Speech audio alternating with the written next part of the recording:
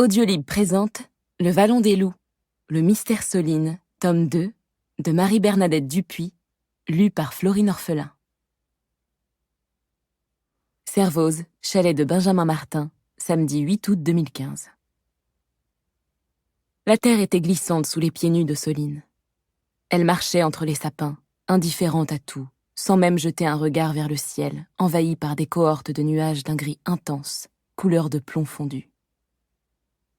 « Il fait presque nuit », se dit-elle simplement à mi-voix. La pluie ruisselait, une pluie drue et froide qui n'avait pas la douceur tiède des averses d'été. Le tonnerre faisait entendre de longs grondements dans un enchaînement inquiétant, assorti d'éclairs d'un blanc aveuglant. « Je n'aurais pas dû sortir », déplora la jeune femme. Ses cheveux blonds étaient trempés, comme le débardeur qui moulait sa poitrine. Elle essuya son visage du dos de la main, se frotta un peu les yeux. « Mais qu'est-ce que c'est ?» Soline avait quitté l'abri de la forêt et elle s'apprêtait à traverser la clairière. Une lumière intense, d'un jaune orangé, dispersait les ombres bleues du crépuscule. Ses reflets dansants irradiaient les hautes herbes. L'air lui sembla soudain étouffant. Le chalet brûlait. « Le feu! Il y a le feu !» articula-t-elle péniblement. Fascinée, elle observait les grandes flammes qui rongeaient le bâtiment.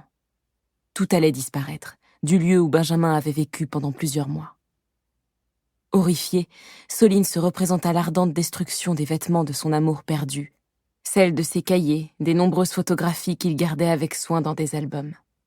« Il ne me restera rien de lui, rien !» gémit-elle. Incapable de réagir, elle demeura figée sur place. Puis, un peu de lucidité lui revint. « Il faut appeler les pompiers, vite ! Mon Dieu, Viviane, Kate, elles sont à l'intérieur ! Non, elles ont dû sortir. Et Neige !» Fébrile, Soline chercha vainement son portable dans la poche de son short en toile. Elle scrutait en même temps les alentours du chalet, dans l'espoir de deviner les silhouettes de ses deux amies. L'espace d'une seconde, elle les imagina prisonnières à l'intérieur, victimes de l'atroce brasier, peut-être changées en torches humaines. « Je dois les sauver, elles vont mourir !» Ses jambes tremblaient, pourtant, elle réussit à faire quelques pas en avant, malgré son envie de reculer vers les fraîches ténèbres du sous-bois. Des clameurs de souffrance, étouffées par les craquements affreux de l'incendie, résonnaient dans sa chair, au fond de son cœur. « C'est trop tard !» hurla-t-elle. « Pourquoi ? Mais pourquoi ?»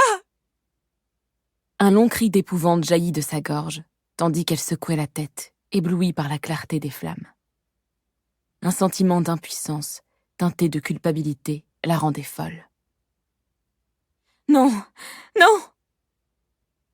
Des mains la saisirent soudain par les épaules, comme pour la forcer à regarder le désastre. Elle se débattit, en criant encore.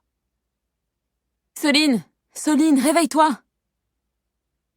La voix de Kate traversa le brouillard de sa panique et le contact de ses doigts acheva de la ramener dans le monde réel.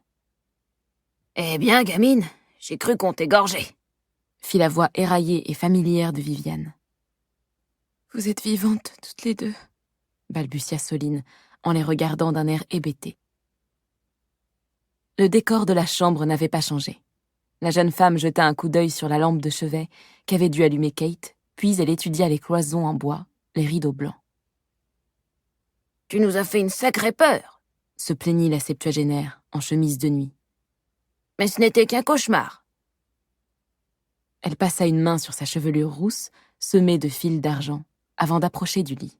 « Le chalet brûlait, je l'ai vu. Quelle heure est-il » ? 2 heures du matin. Non, c'est impossible. Il y avait un orage très violent, il pleuvait, mais il faisait encore un peu jour. Soline se leva d'un bond. Elle enfila un pantalon de jogging et mit un gilet, avec une expression égarée. J'ai eu une vision, j'en suis sûre, même si ça ne m'est jamais arrivé pendant mon sommeil.